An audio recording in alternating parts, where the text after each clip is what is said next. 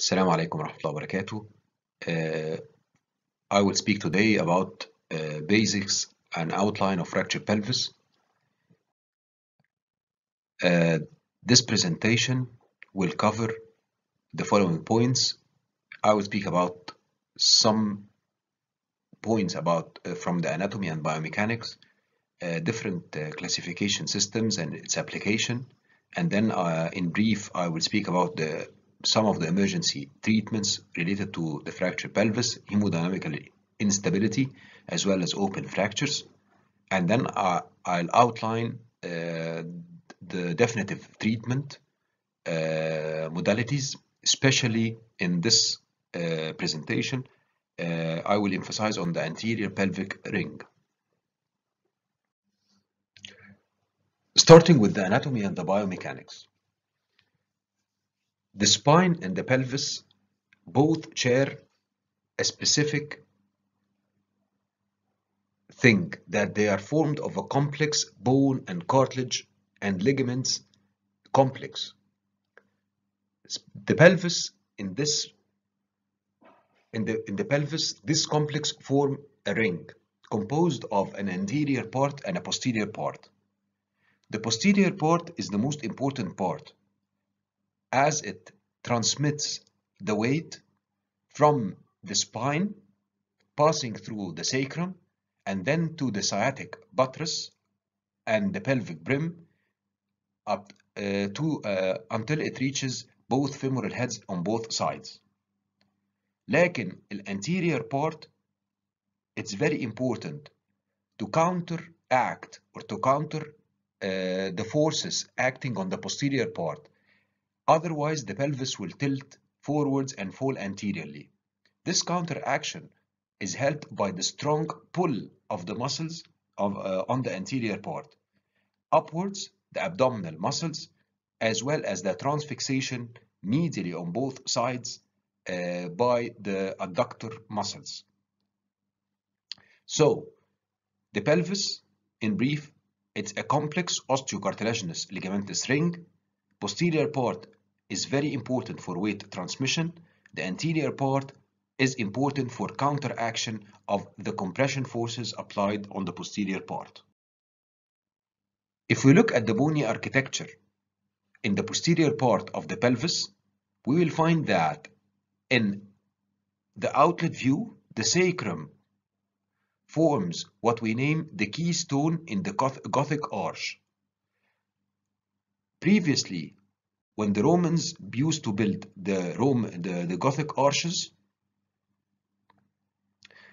they built a wooden frame and then they started laying upwards above the stones until they reach the keystone, which is the middle upper stone, and they wedged this triangular shaped stone in between the arch so that it gives stability on both sides, right and left. So the wedge-shaped or the triangular configuration of the sacrum mimics or is similar to the keystone, preventing and giving a stability and preventing it fall up downwards by the weight transmitted from the spine. However, this key or triangular configuration of this keystone gives a rigidity or more stability to the Gothic arch or the bony architecture of the pelvis. This is not the situation in what we name the inlet view. If we look at the inlet view, you will find that the sacrum here is a reversed keystone. Instead of being triangular downwards, it's triangular backwards.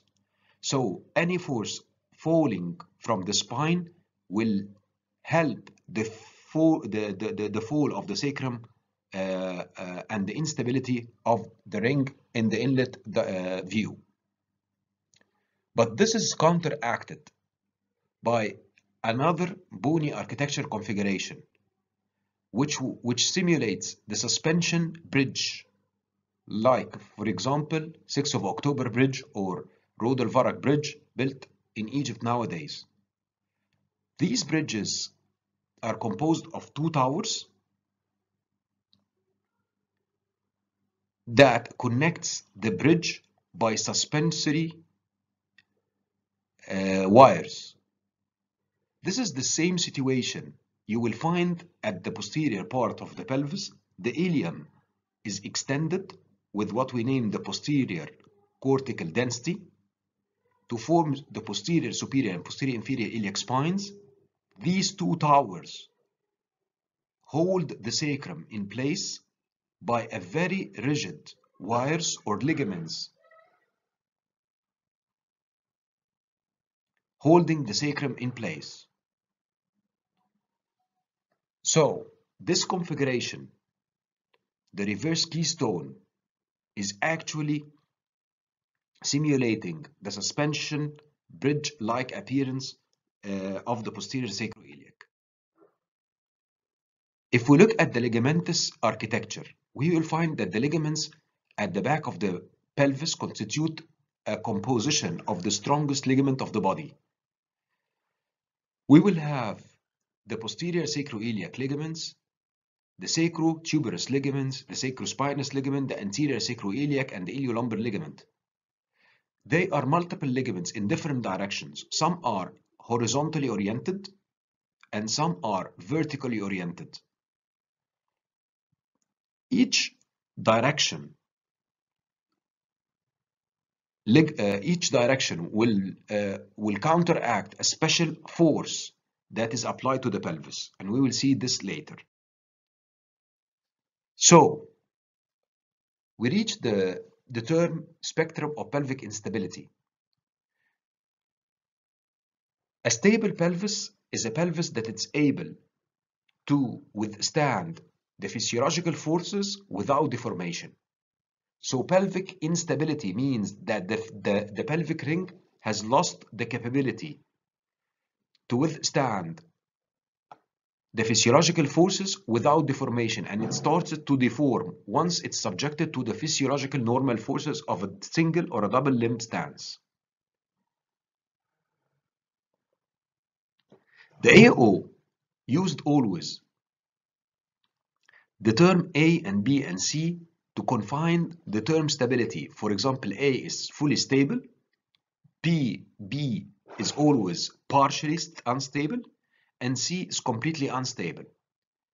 If we look at this terminology, we will understand that A stands for a stable situation. That means that the ring will not deform, and only a minor fractures that happen, and it does not affect the pelvic stability. However, C, this is a completely unstable situation. That means that the pelvis deforms easily upon once subjected to the physiological forces, but it remains the B situation, which is partially unstable, that needs more explanation, and this will come soon. Long time ago, a key paper was published after a cadaveric dissection by Pinal and Sutherland. It was published in the American Academy of Orthopedic Surgeons Journal in 1961. And they got a cadaver and they started cadaveric dissection of the ligaments. They started with cutting the anterior ligament, and when they cut the anterior ligament, they found that the posterior ligaments prevented the diastasis of the symphysis more than 2.5 centimeter. And that was a special situation in which they named that the ring is still stable. But once they cut the anterior sacroiliac ligaments, the ring started to open more, and they named this situation an open book or a rotationally unstable situation. However, there was no vertical translation upwards and downwards direction. So that was what they named a partially unstable, in which the pelvis was unstable in only one plane and preserved in stability in the other vertical or caudate plane. But when they continued and they dissected or cut the sacrotuberous and the posterior sacroiliac ligaments, the pelvis ring was totally unstable in all planes, vertically and rotationally. And that was the situation. They named it C, a completely unstable.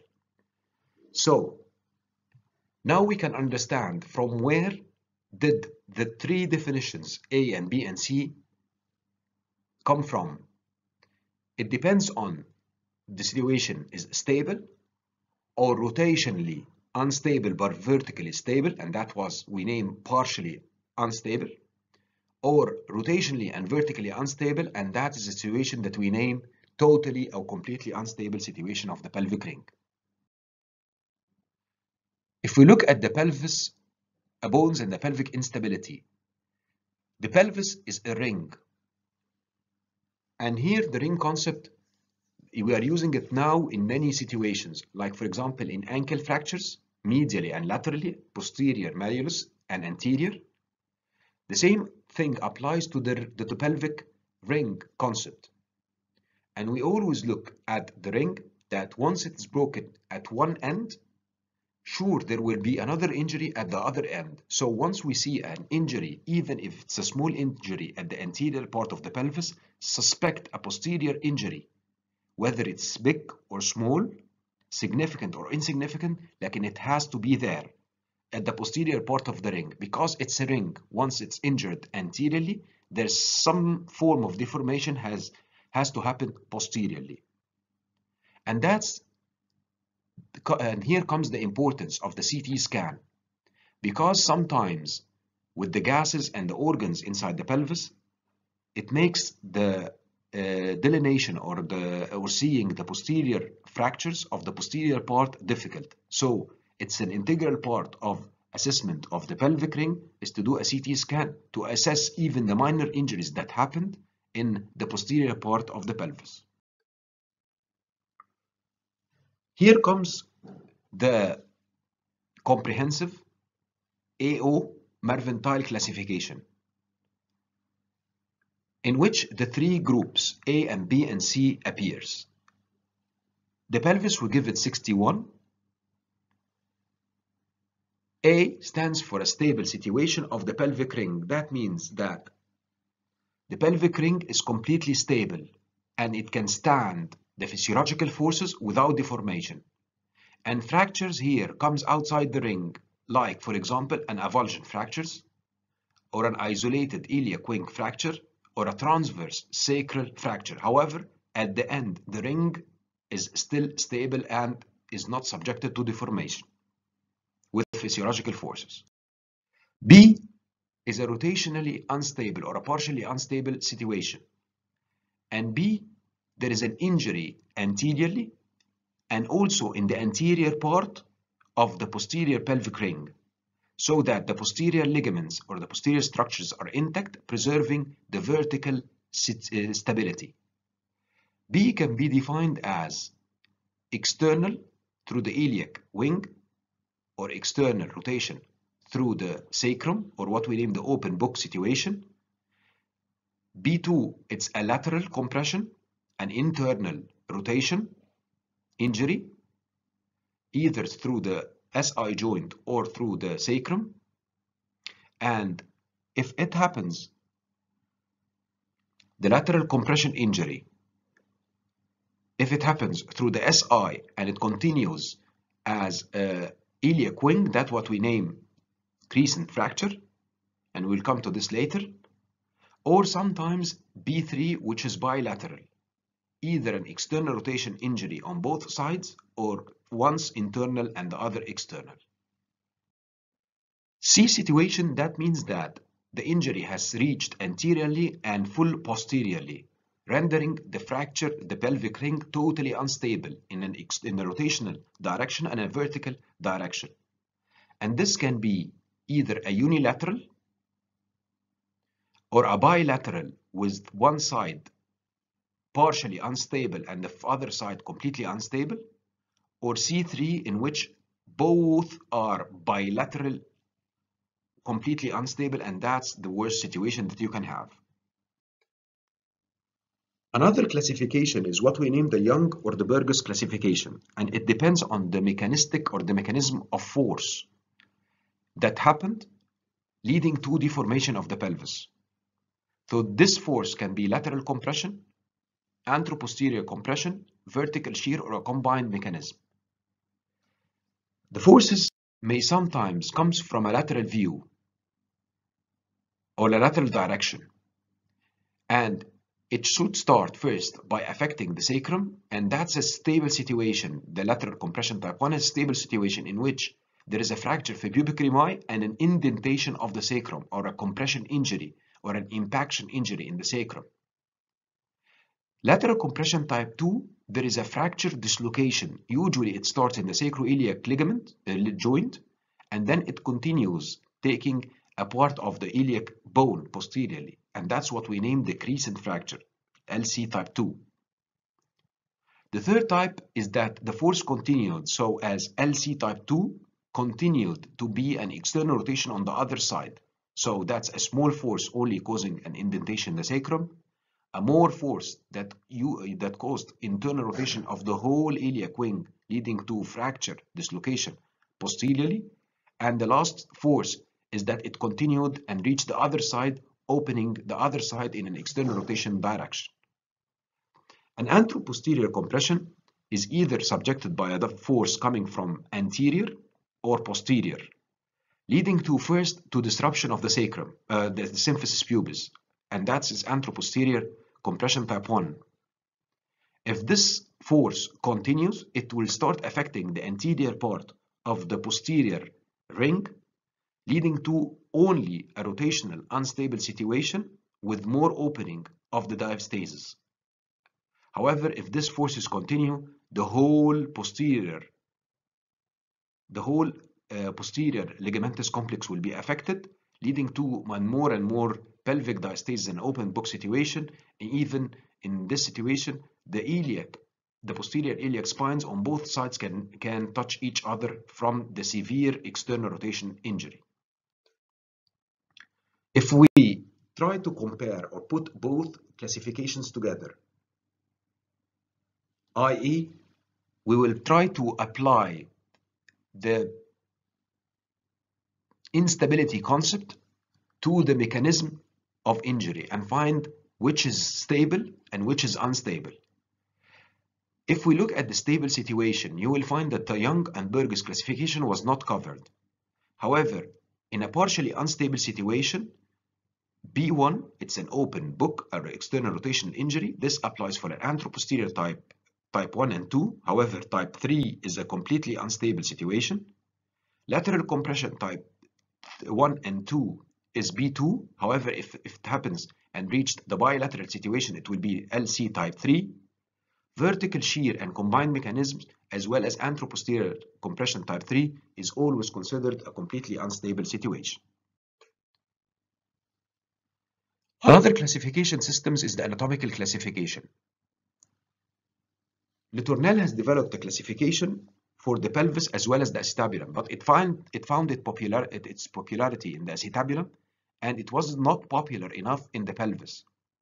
However, Dennis' classification of the sacrum is the most popular classification system used for, and the most simple classification used to classify the fractures of the sacrum. Type 1 is as simple as lateral to the foramina, 2 passing through the foramen, type 3 any fracture reaching medial to the foramen or the spinal canal is classified as type 3. So even if the fracture is type 2 and it reached medial to the foramen, so it's type 3. If a fracture in area 1 and reached the foramen, it's type 2. But another new classifications which delineate the Spino-Pelvic Dissociation is different fracture configurations that happens to the sacrum, like the H, the U, the lambda classifications, or the T. This takes us to the new definition of the Spino-Pelvic Dissociation. In a U-shaped or an H-shaped fracture, the total spinal column is dissociated or disconnected with the pelvic ring. So that's what we name, there is a dissociation and complete disruption between the two complexes, the spine and the pelvis. And that's what we name a spino-pelvic dissociation. So this we always see this configuration if you have a fracture of the sacrum bilateral and connected with a transverse limb. Another name that we always hear is the Crescent Fracture.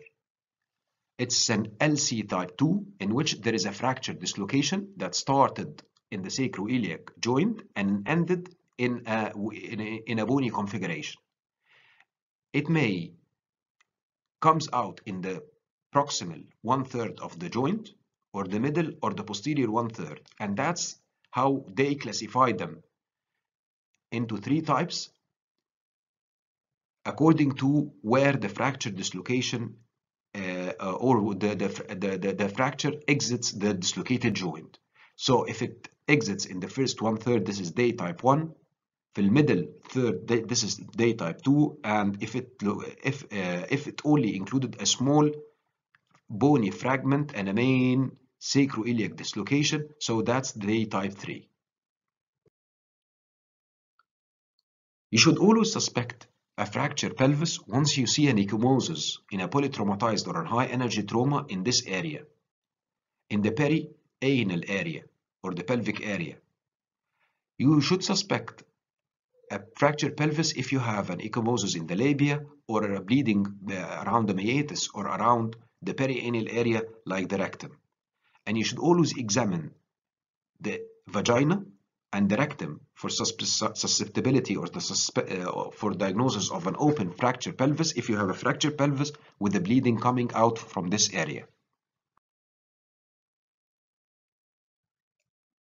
Tests that we use to assess the stability of the pelvis is putting your hand on the iliac crest and the anterior superior iliac spine, and you start to stress the pelvis in an anteroposterior direction, in a lateral compression direction, in a cephalocaudal direction, and assessing whether this pelvic ring is stable or mobile under your hand.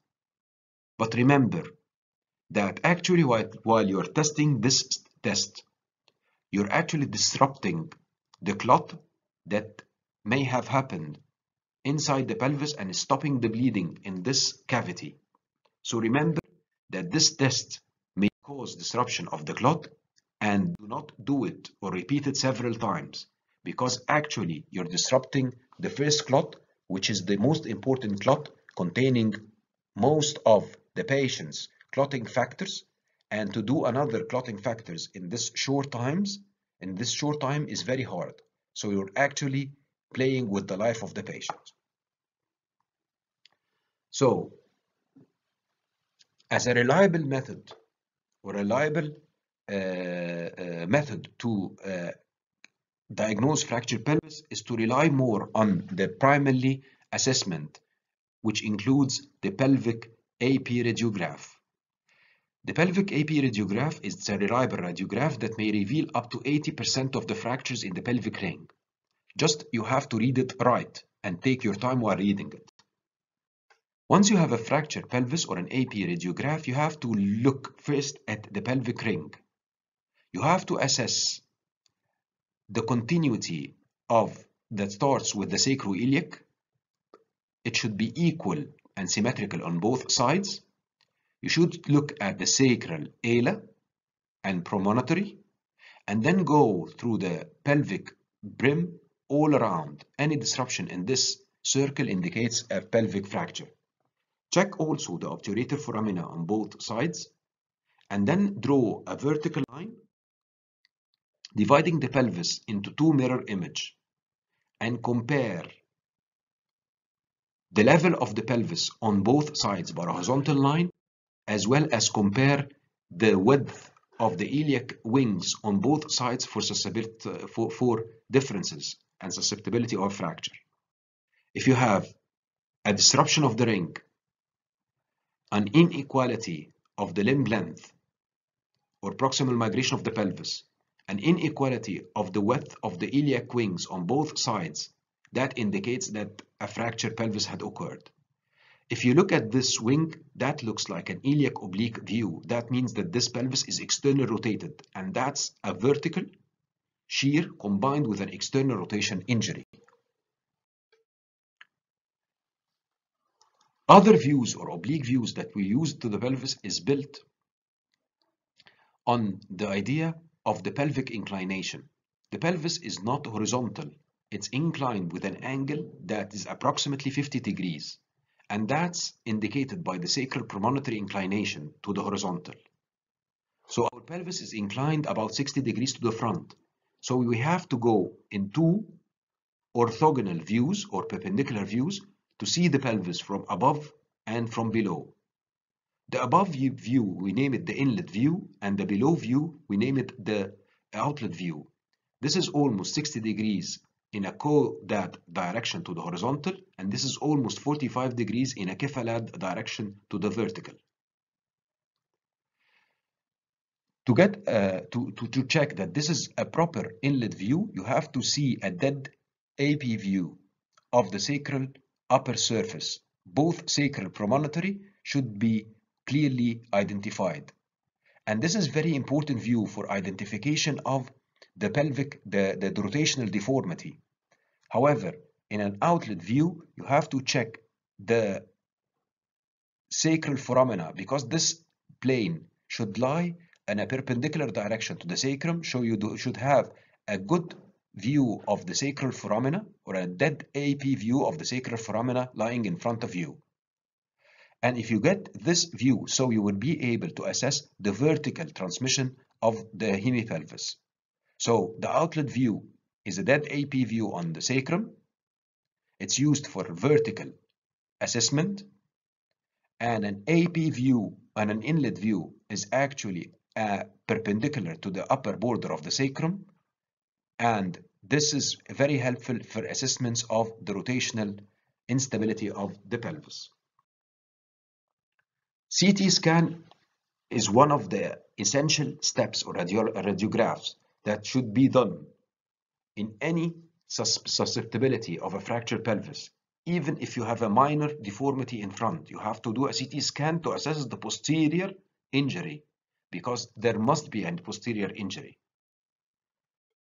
One of the new modalities is to have a very good 3D reconstruction images. This will give you a 3D configuration of the pelvis and assess your fracture in a better way. Moving to the hemodynamically unstable fractured pelvis.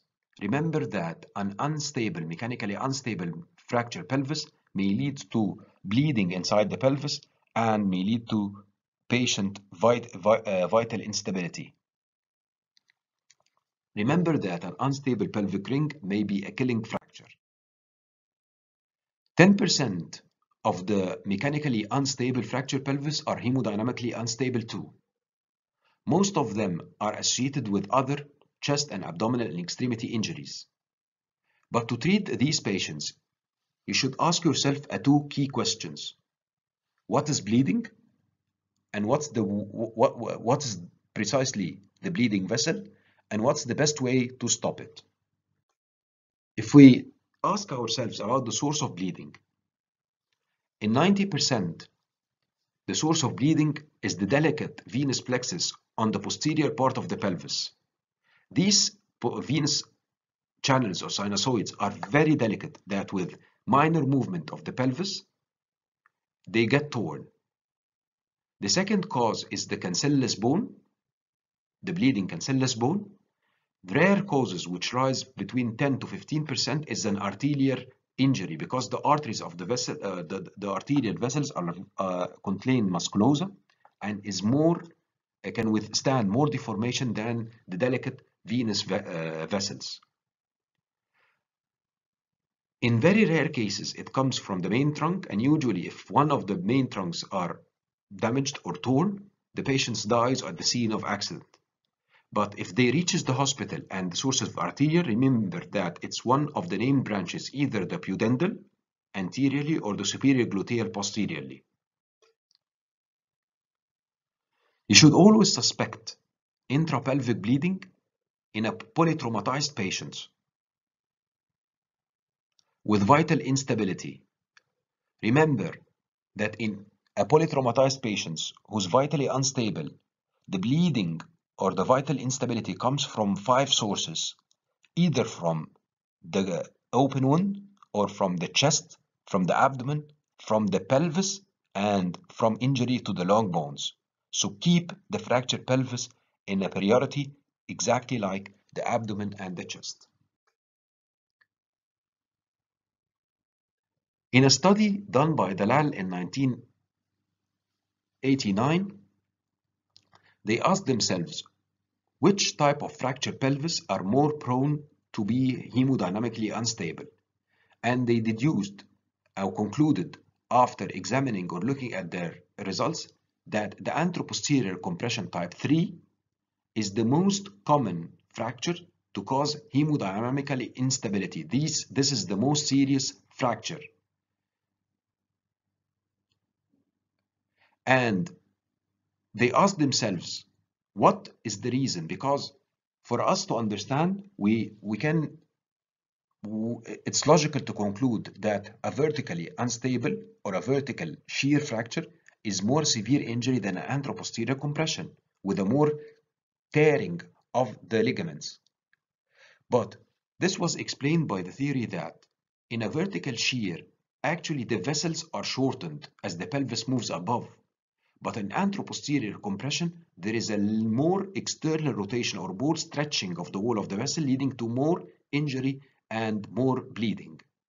So that explains why a vertical shear is less dangerous from the vital or the hemodynamical status than the anteroposterior compression type 3.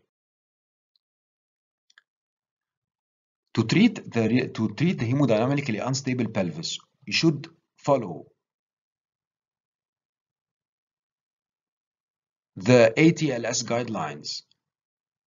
Plus, you should stabilize the pelvis. The most important thing is to rely on the damage control resuscitation. Limit your crystalloids, because actually the crystalloids will lead to hemodilution and dilution of the clotting factors and more and more bleeding. However, damage control resuscitation, which necessitates transfer of a plasma and blood in a ratio of 1:1, will augment and help the coagulation of the patient, and a better clot will be formed. As surgeons, our role is to stop bleeding, either directly or indirectly.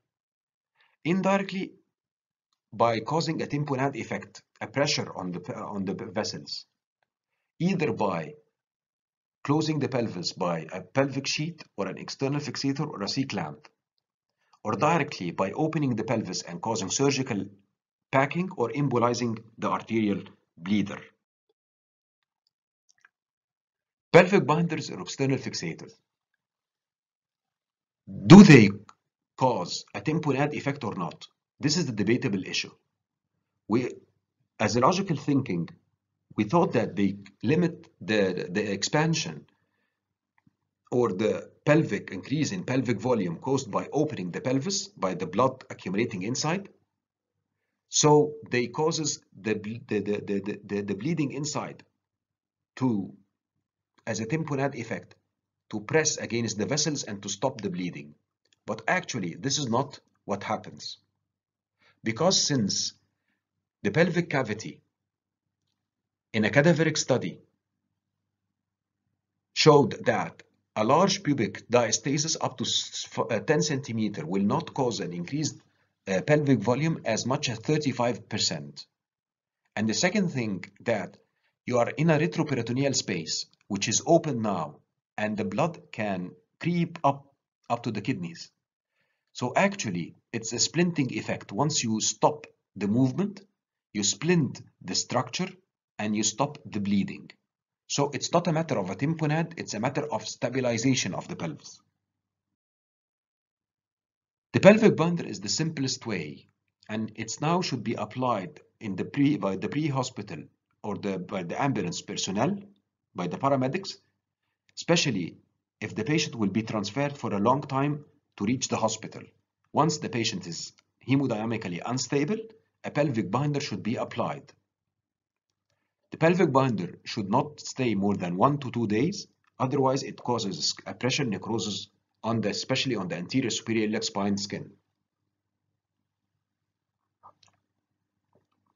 This paper coming from the BJJ studied the best way to the best position of the pelvic binder. Either it should be applied on the pelvic wings or the greater trochanter or lower than the trochanter.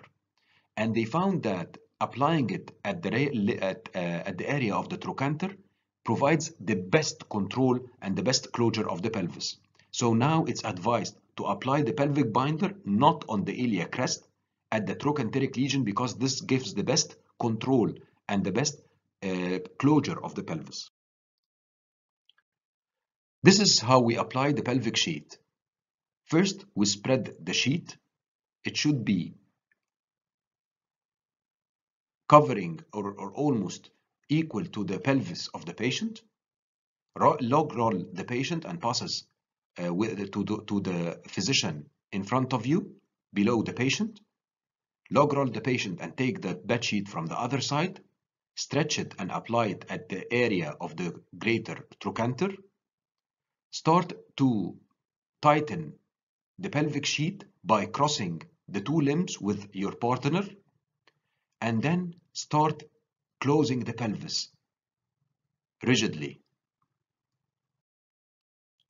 Once you reached a good position of the pelvis, you can tighten it using a clamp, four clamps at the 4 direction, or you just put a rod and you start tightening or rounding the knot around it to tighten more and more and more and more and more of the pelvic sheet. External fixator.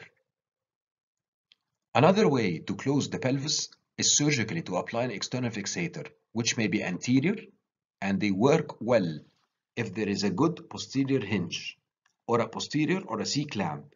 That works better if you lost the posterior hinge.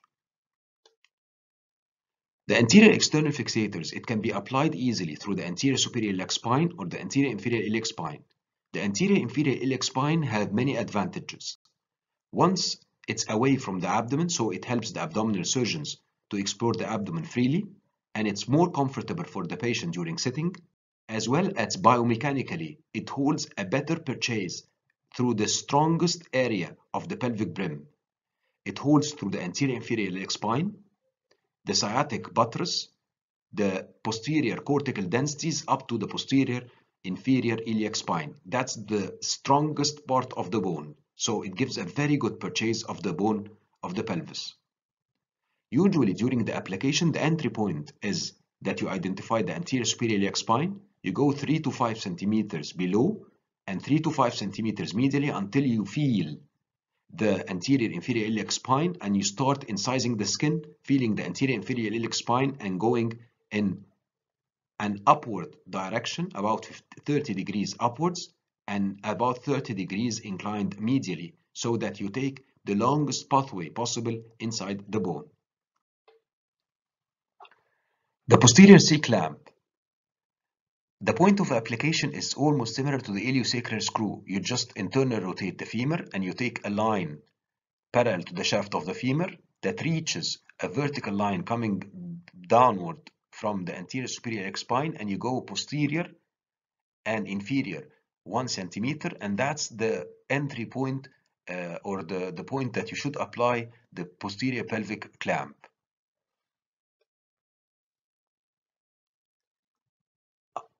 Another way of directly stopping the bleeding is to pack the bleeding cavity. This is not an easy procedure. It should be done after failure of the indirect ways of stopping the bleeding. You should go in a vertical incision starting from the symphysis pubis up to the umbilicus, about 6 centimeters, incise the skin, incise the linea alba, and then deliver the hematoma, and you start putting the sponges in the pelvic cavity below, in the true pelvis, below the pelvic brim. You start pushing the sponges until the bleeding stops in a backward and medial direction.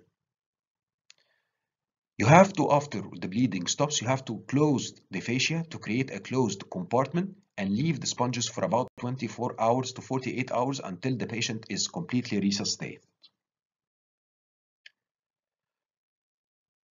Angiography is to stop a bleeding artery, and of course it's an institutional dependent, and if you have this option, so you're in your institute, so you're blessed, because a bleeding artery is very difficult to stop by either a tamponade effect or a direct compression even. This is our protocol in Qasr al-Aini, different protocols are present all worldwide. It depends on the response of the patient and the time that passes as the patient is treated, as well as it depends on the resources available. We developed this approach we developed this protocol in 2014 in the pelvic unit, which depends on 3 steps. The first step is applying the pelvic binder and resuscitate the patient. If he's stable, leave the pelvic binder for 24 hours and do the secondary survey. And then the third step is to, if he's stable, prepare the patient for elective definitive stabilization. If he's unstable, you have to do an external fixator, plus or minus SI joint if you have a disruption of the posterior hinge, or use a trapezoidal frame, which is similar to the anterior superior iliac spine frame, but it constitutes another chance screw horizontally, vertically directed, one in the anterior part of the ilium and one in the posterior part of the ilium. If the patient is stable, prepare him for an elective surgery. If he's unstable, you have to do a pelvic packing and you have to have a vascular specialist with you. If the patient has a massive mass bleeding or a crush injury and he will do a laparotomy, you just go and do a laparotomy plus or minus packing and pelvic stabilization. Another emergency situation is an open fractured pelvis. It's extremely difficult injury with a high mortality rate, and you should always suspect it if you have a bleeding from the rectum or bleeding from the vagina. You have 2 problems: that the retroperitoneal space is open, so there is a more bleeding, and sepsis by fecal contamination can happen.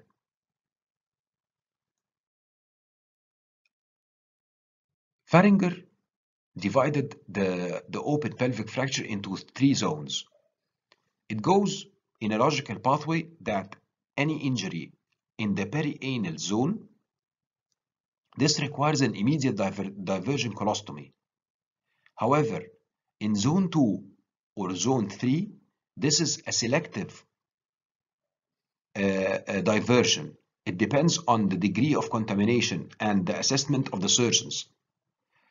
So, in a perianal zone, what Faringer named it zone 1, you have to go immediately to prevent more fecal contamination into a divergent colostomy. Small remarks about the genitourinary disruptions. If you have an extraperitoneal bladder rupture, usually conservative management is relied, so you just insert a Foley's catheter, and if you're going to do an open reduction, an internal fixation, you can repair the bladder wall easily while doing the plating of the symphysis. However, an intraperitoneal bladder rupture, this is an emergency because you cannot leave the urine inside the pelvic, inside the peritoneal cavity beside the bowel, and this requires a laparotomy and a repair.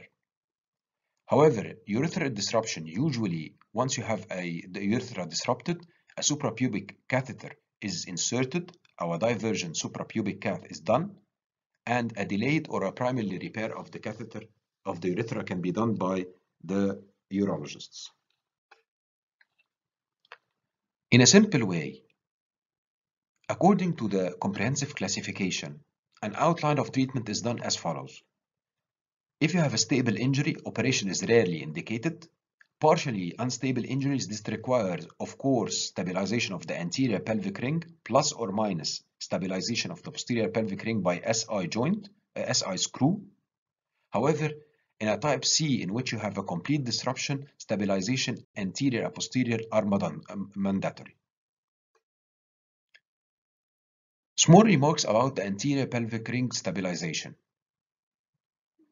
If we look at the anterior pelvic ring, we can divide it into 2 zones, the symphyseal zone and the pubic rami and the peri-acetabular zone. The stabilization of the symphyseal zone or the symphyseal disruption or the body of the symphysis is easily done by plate. Reduction is done by application of a pelvic reduction clamp, pointed pelvic reduction clamp, or a Weber clamp applied to the both sides of the pelvic of the pubic bones, and sometimes to the upper medial parts of the obturator foramen. Fixation is done usually by 4.5 plate using 4.5 or 6.5 screws with a maximal purchase in the pubic bone and the superior pubic ramus. Usually a 4 or 5 screws plate is applied with 2 screws or 3 screws maximally on each side. 3.5 plates are very weak for this area, and you have a very important thing is to have a very good and a rigid long-lasting fixation at that area, because this area will heal by fibrous tissue, and fibrous tissue takes too much time for maturation. So you have to get a rigid and a powerful fixation that will resist fatigue for a long time until fibrous tissue maturation occurs. Technical considerations. While reducing the symphysis, beside checking the reduction using an image intensifier, you have to feel the hump, a downward, and then an uphill, and then a downward again. That uphill is actually the fibrous disc after reduction felt at the symphysis area. That can be felt easily using the index finger behind the symphysis. And while drilling to get the maximal purchase in the pubic bodies or the superior pubic ramus, or even the body and the inferior pubic ramus, feel the vibration of your drill with your finger passing behind the symphysis or the superior pubic ramus. To improve the purchase of the screws in the anterior pelvis or the body or the pubic bodies, it's better to get a crossing configuration of the screws so as to reach as far as possible down and to reach as long as and to extend your fixation as far as possible in the inferior pubic ramus. So now technically it's better to have a crossing configuration of the screws better than having a parallel screws together, although that is still debatable and still under research. Recently, with the aid of my colleagues in Cairo University, we had published a series of crossing screws coming from the other side or the contralateral side of the symphysis, with a very long screws having a more and more purchase in the contralateral inferior pubic ramus. And that was published recently in the International Orthopedics Journal. Outside the symphyseal area, you can fix fractures of the anterior pelvic ring using either an internal fixator or an external fixator, or a retrograde anterior column screws. An infix or an X-fix is similar in the direction and the orientation of the screws. However, here the rod is outside the skin and the rod is inside beneath the skin in the fibrous or in the subcutaneous tissue. Using a long pedicular screws, you go in the same direction of the Schanz screw from the anterior inferior iliac spine, and then you close the pelvis and you stabilize it using a crossing rod. A technical tip: the best configuration or the best radiology or the image intensifier view that delineates the direction or the entry point and the direction of your pedicular screw or the Schanz screw is the obturator oblique view. It gives you a dead AP view on the direction of your screw. So you see the teardrop configuration of the anterior inferior iliac spine superimposed on the posterior inferior iliac spine. the anterior inferior iliac spine with a superimposed view on the posterior inferior iliac spine. And the direction of the shans should follow this pathway. This shans is oriented in a lateral direction outside the normal pathway. In an iliac oblique view, you can see the shans crossing in the most rich or the strongest part of the bone, anterior inferior iliac spine, sacral buttress, and finally the posterior cortical density. The column screw. The retrograde anterior column screw can be used to fix high anterior or high superior pubic ramus fractures. However, this narrow corridor